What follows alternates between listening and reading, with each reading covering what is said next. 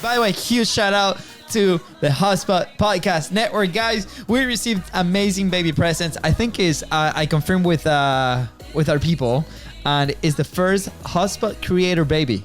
Let's go. Yes. Let's get it. Today we got an exciting topic. We're going to have... I like these solo episodes. They're pretty cool. I love the interviews. I love those conversations, but these ones are good. Sometimes we get it. We get at it. We need boxing gloves. No. Yeah. All right, you let's will do lose. You will lose. All right, here we go.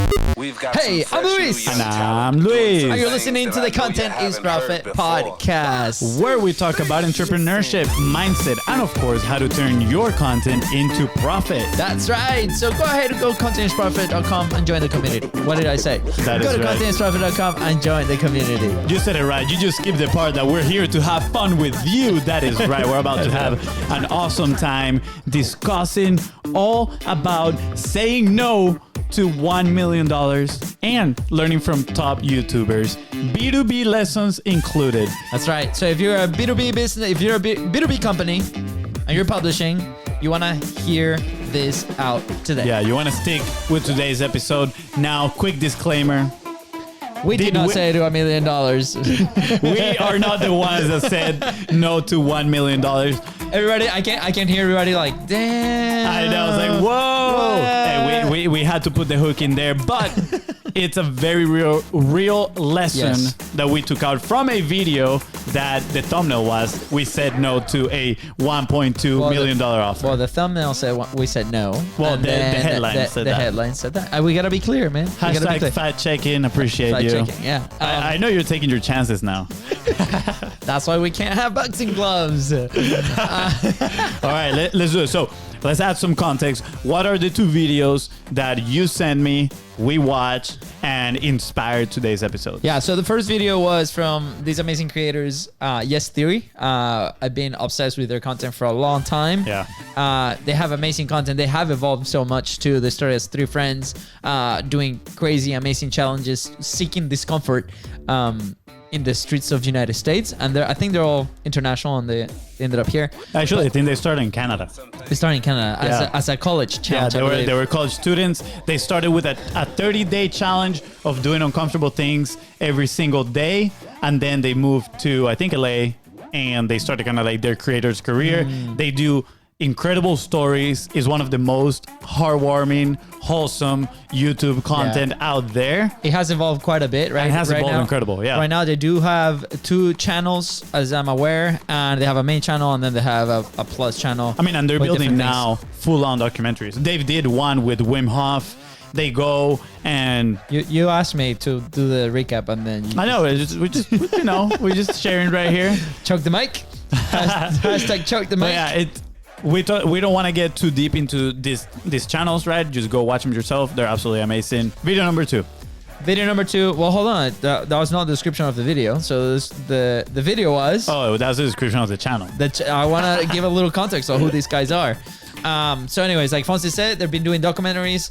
They just went out to, I think it's the South Pole, right? Is it South Pole? Antarctica. Is that the North Pole?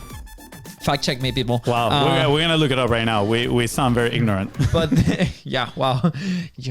But anyway, so they went down there, and this amazing member of the community did an incredible physical challenge, and they recorded and documented the whole thing. South Pole. The South Pole. Yes, okay, I was Good right. job. Yes, let's go. Fist bump.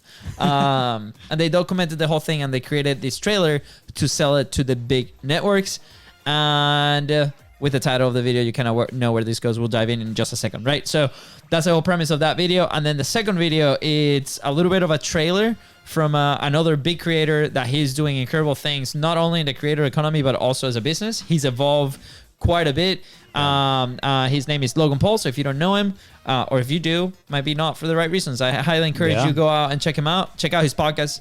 It's one of the best podcasts in the world. It looks like it. It's one of the top, at least. We're coming after you, Logan. He's a full-on creator. You can learn so much from the way he operates, right? Yes, he might do things that are controversial that you might not agree with. You might know some stories here and there that are not nice. I totally agree with you. You know, at first I wasn't a fan of his content.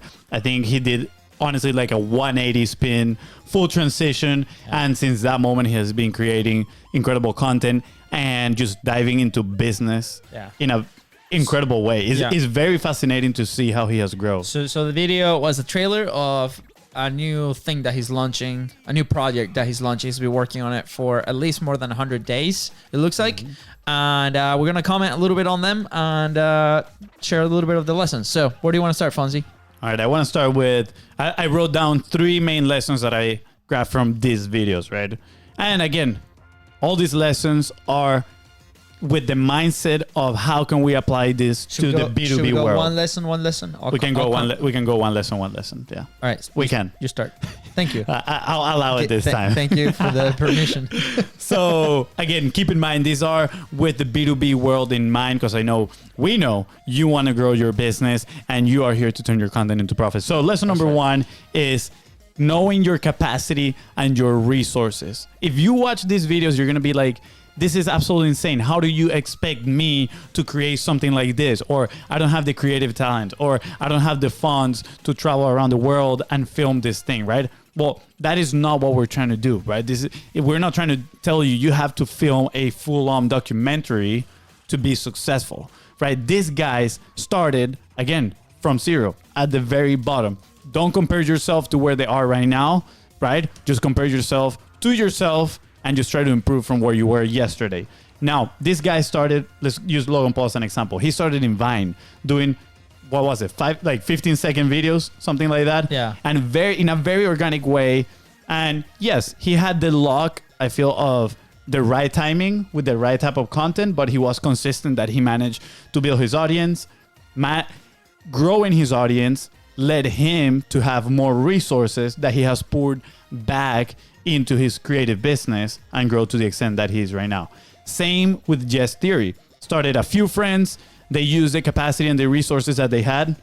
They had some cameras. They had their capacity, their time to edit their videos, to go out there and do some creative work, right?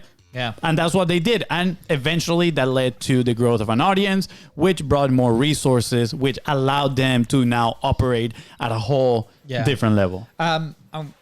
I discovered this maybe like a year ago or something, and it really opened my eyes to the creator's side, because I'm like, how are these guys like financing their creation process, specifically to Yes Theory, right? Because when we discovered their videos, they were living out of this house in California and they were doing all these amazing things, and it seemed like they had no other job but to do this thing. So I researched a little bit more. And I remember, like, after their challenge, when they were submitting these videos and they got some traction on their own as they were like students, this company got a hold of them and invested in them. So they provided the housing and they provided a small salary for them to live, right? So obviously they lived not very expensively, but enough to buy food and execute on their passion, right? So for example, for businesses, right? Like if you have a business, you must have some resources that you can apply to your content or your production team, right? So for example, when we started, we didn't have anybody, we didn't have any outside investment. So we had to really tie it down to revenue very quickly and find that connection. For us is selling a service, right? But it was pretty interesting to me because a lot of people think that initially when these creators grab a lot of traction, the money comes from the audience, right? That's like a big misconception. And sometimes there's some back end help that comes in, whether that's an investment, whether that's selling services, whether that's consulting. And we see this a lot, right? We had a meeting this week with a location here in town that we're working to build a platform together with them, right? Yeah. And that was part of the conversation. It's like, what is the back end to the podcast platform or the network that we want to build with them, right? Yeah, you need some way to support this, right? Yeah. And look at it as, labor is one of the forms of leverage. So you're using these resources to maybe bring a creative partner into your business. Somebody that its solely job is to help you develop videos, right? Develop social media content or email newsletter, whatever it is, the medium that you prefer. Or maybe it could be your own podcast, right? Yeah. We can say that we are fans of podcasting and that it works really well for the B2B world, right? Absolutely. You want to build those relationships. But to not deviate from the topic, look at it that way, right? Those resources that you're bringing with your business, leverage that into hiring people that you can put in place and maybe they can be the creative face. Now, if you like to be the creative one, guess what? You're going to grab those resources and put people in place that they can do fulfillment, right? Certain parts of the operational side of your business. So then you can take care of the creative aspect of marketing your business. That's Fonzi's dream. He just wants to be on the podcast, and that's it. I just want to talk here and live here. I'm gonna put a hammock right under this stand-up desk, and that's where I'm gonna sleep. Yeah. To that sense, like to close down that initial lesson that you shared, I saw a post on LinkedIn today from the Mr. Beast manager, and he was talking about how brands and companies are now hiring creators to lead all the creative process, right? Because creators have the processes, they have the frameworks, they've tested a bunch of stuff, so they know what to do, instead of hiring an outsourcing agency or something to kind of manage social media, and I'm doing air quotes, right? So I think that's pretty awesome. Like in our world, how does that look like? Well, we are content creators, right? On the podcasting side of things, we know what's been working, especially now that we're part of the Hotspot Podcast Network and the creator. There's a lot of tools and leverage and knowledge, right, that we can use. So for example, that's what companies do. They hire us, and then we help them build their platform. So I think that's pretty interesting. If you are a company, if you're a brand, whether that's you want to leverage YouTube, you want to leverage TikTok, you want to leverage podcasting. What is the platform that you feel comfortable? We talk about content umami, right? The content that feels good to you, that's going to remove a lot of the friction. Then find and partner maybe with a creator in that space. And then you can leverage that, right? Whether that you are the face, right? You want to be part of it. You got to adapt. You got to learn. There's some resources, some time in there. Or you want to leverage that creator as the face of your company. I think that's a cool partnership, and I think that's a cool concept that has been coming up lately. Absolutely. I mean, it's kind of like that merge between the B2B world and the creator economy. All right, lesson number 2. You say you got one? Yeah, I have one. Build your own platform. So here's why. When I was looking at the Yes Theory video, the whole premise is, well, this marketing wise, like the back end is a campaign for what's about to be released, which is the documentary, right? So, which is pretty awesome. So they're telling this story. They go to the South Pole, right? They have this amazing event. They've been working on this for about a year with this amazing athlete that is part of the community. Yeah. And so quick 30-second breakdown on this. They sponsored this one guy that was literally a regular Joe, but his dream was to do an Ironman in the Arctic, in the Antarctica, right? And Yes Theory heard about this guy, followed him, saw him that he was training pretty hard. You know, they liked his personality. They sponsored him, so he did it, and they sent a creative team while he was doing that, and they have a whole bunch of footage. And now they're seeking for ways to build, financial ways to edit a full-on documentary, because their goal is to win an Oscar. An Oscar for the documentary, yeah. So they come back, right, with all this footage, but they don't have the budget or the resources to actually pull this off, right? So they build this trailer, and they start pitching it to big networks, right?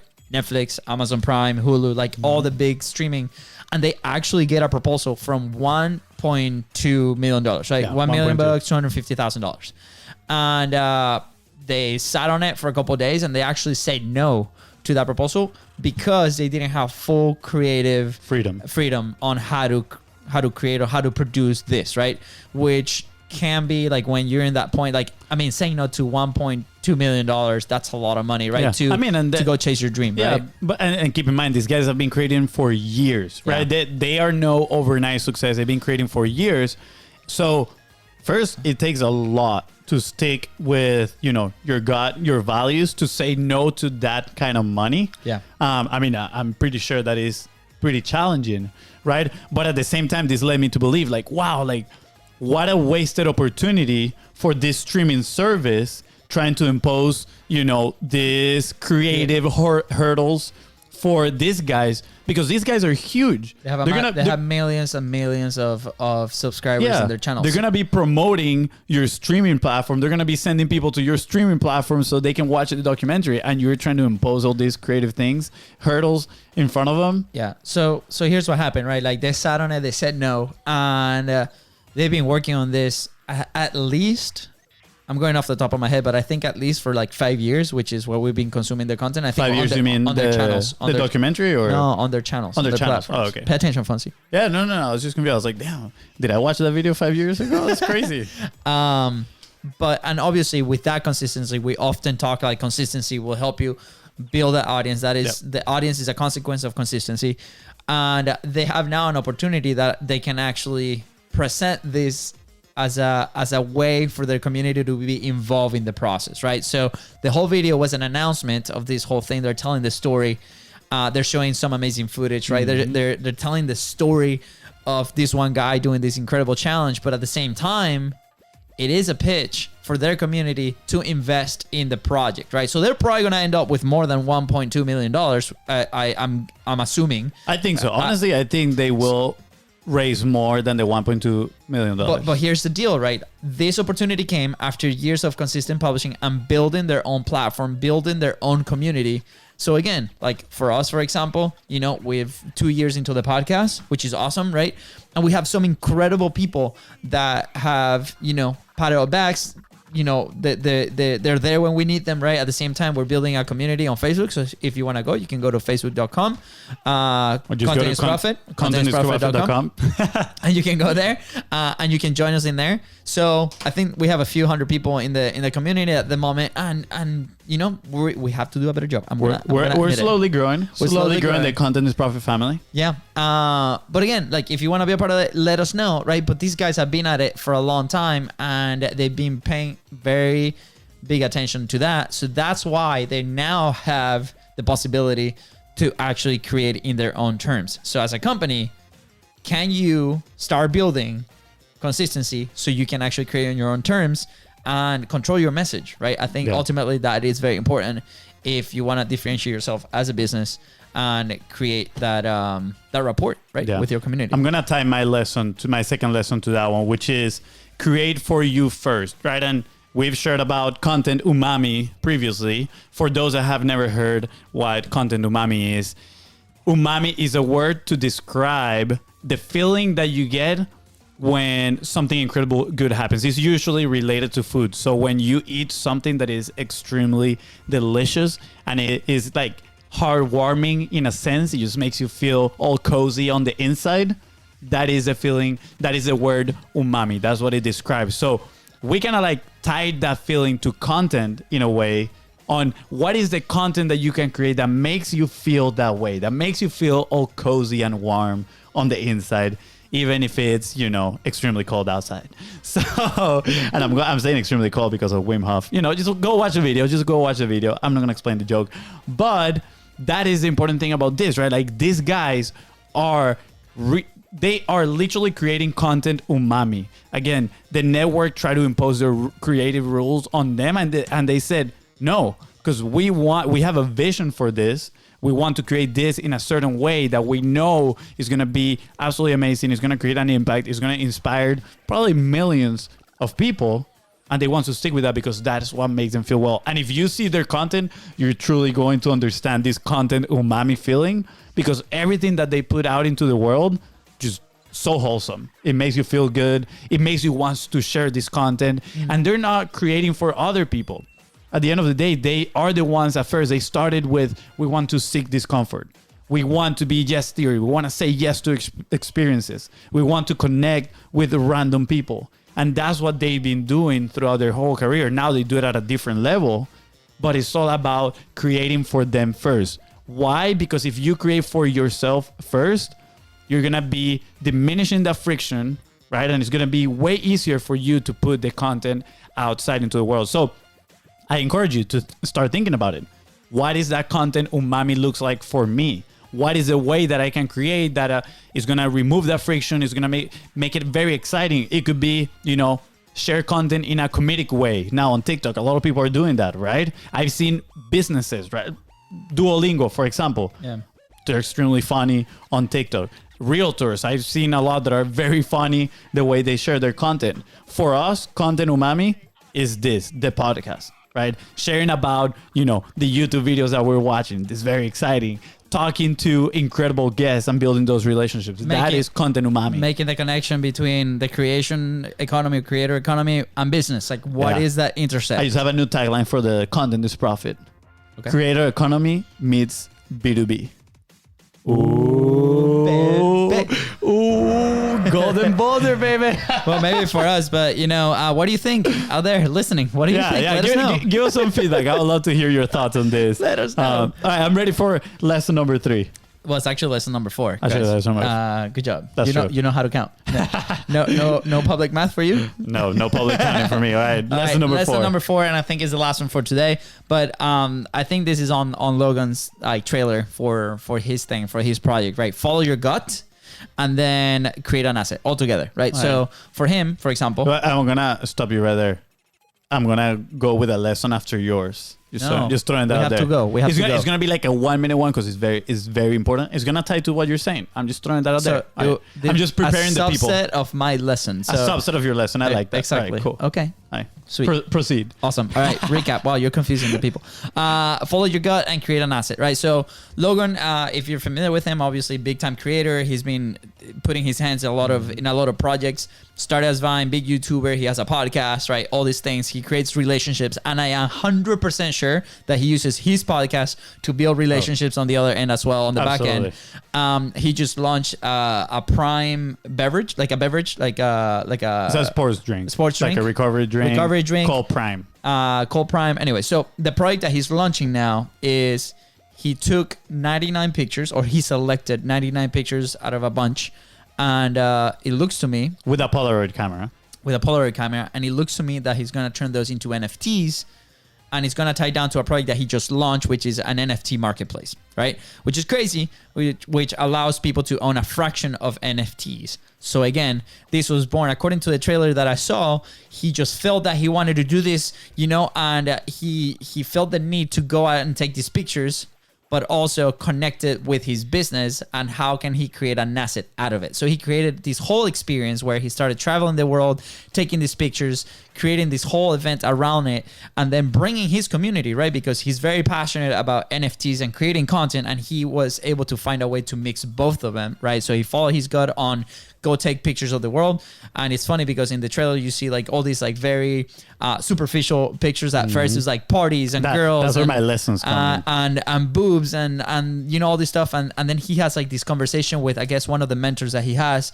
I'm not sure who this character is, but the guy is like, that is the low hanging fruit, man. Like you have to dig deeper, right? And that's when this epiphany happens, and his creativity starts to showing up, and he has all these scenes of different places and crazy situations that are super cool, right? And then he continues to execute, and they show him picking up like the 99 things. So everybody's super excited.